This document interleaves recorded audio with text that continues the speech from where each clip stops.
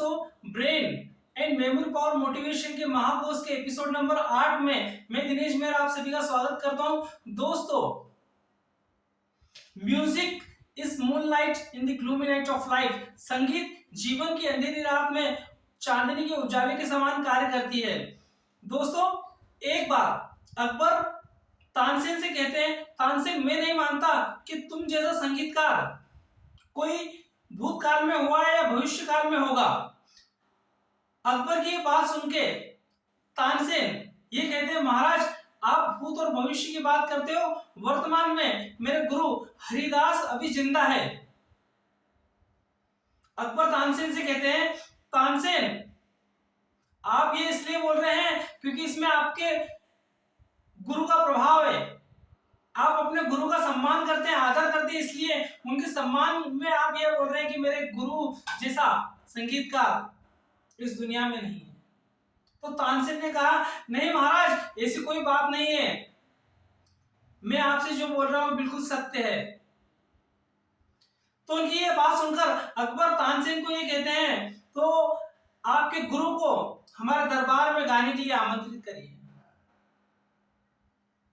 इतनी बात सुनकर तानसेन अकबर से ये कहते हैं, महाराज यदि आपको मेरे गुरु का गायन सुनना है तो स्वयं उनके पास जाना होगा। मेरे गुरु किसी अन्य व्यक्ति के लिए नहीं गाते हैं।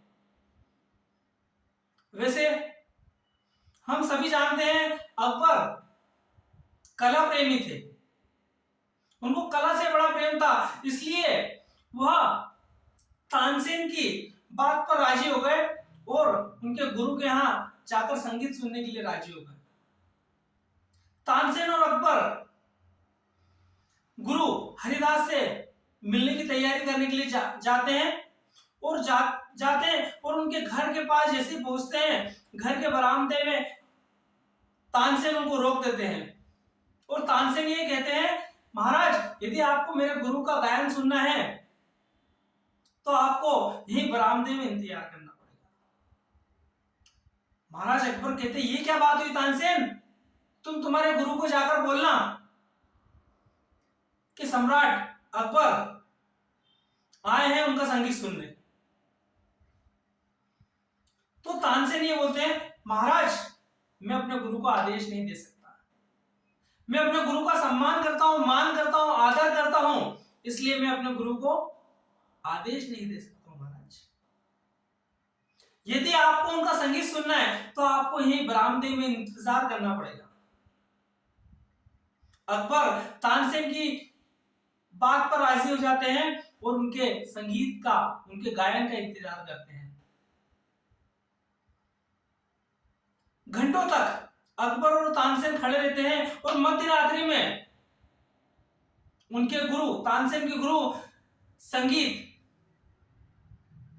और गायन स्टार्ट करते हैं और जैसे ही गायन स्टार्ट शुरू करते हैं वैसे ही अकबर मंत्रमुग्ध हो जाते हैं, स्तब्ध हो जाते हैं, उनकी आंखों में से आंसू की धारा बहने लगती है।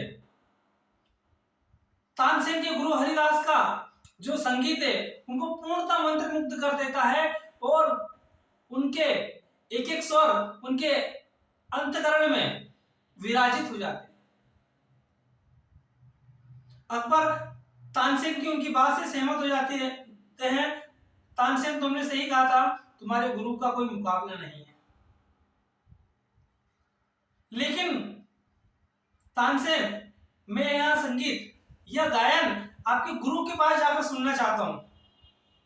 तो तानसेन ने उनको यह कहा, महाराज मैं अपने गुरु के पास जाऊंगा तो सही, लेकिन उनको मैं आदेश नहीं दे सकता क्योंकि मैं मेरे गुरु का मान करता हूं, सम्मान करता हूं, आदर करता हूं और मेरे गुरु के प्रति बहुत प्रेम है।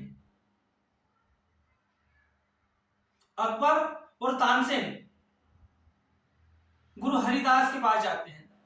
गुरु हरिदास के पास जाकर तानसेन उनको प्रणाम करते हैं और गुरु से बोलते हैं, गुरु मैं सम्राट अकबर को आपके पास लाया हूं। गुरु मैं आपके सामने एक राग गाने चाहता हूं।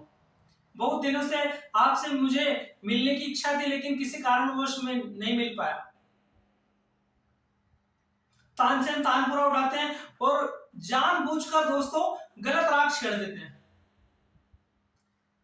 तो इस पर उनके गुरु हरिदास नाराज हो जाते हैं, बोलते तानसेन ये क्या कर रहे हो, मैंने तुम्हें इस प्रकार का संगीत सिखाया था कि तुम गलत राग छेड़ो, लाओ इधर तानपुरा, मैं राग छेड़ता हूं।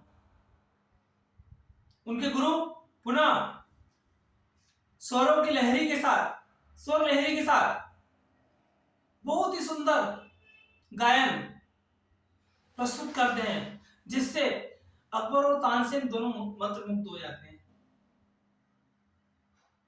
दोस्तों गायन समाप्त होने के बाद तानसेन अपने गुरु से जाने की आज्ञा लेते हैं और महाराज भी उनके साथ जाते हैं।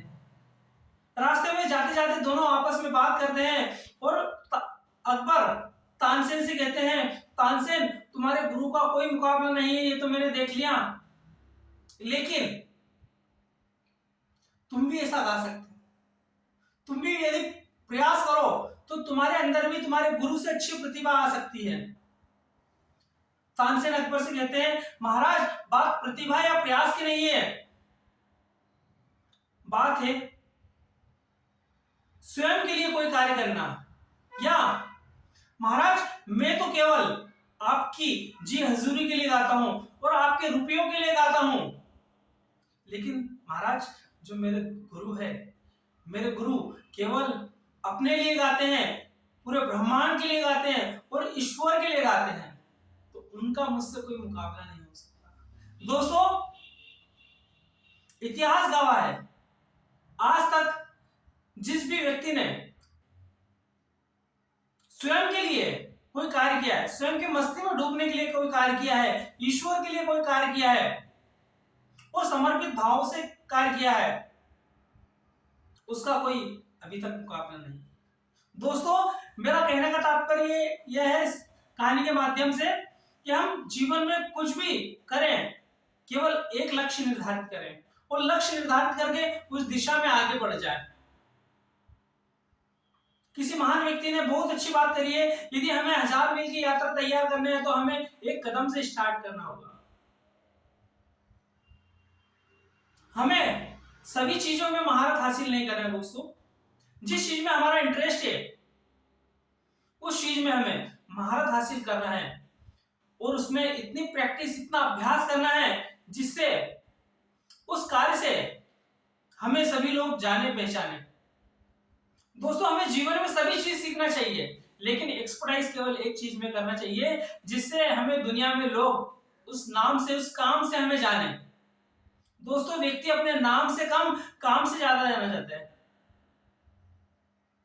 हम केवल बोलकर ना दिखाएं, उस कार्य को कर कर दिखाएं, तो हम जीवन में सफलता की श्रेणी में आएंगे। दोस्तों हमें कुछ ऐसा कार्य करना है, हम इस संसार से तो चले जाएं लेकिन संसार से हमारा नाम न जाए।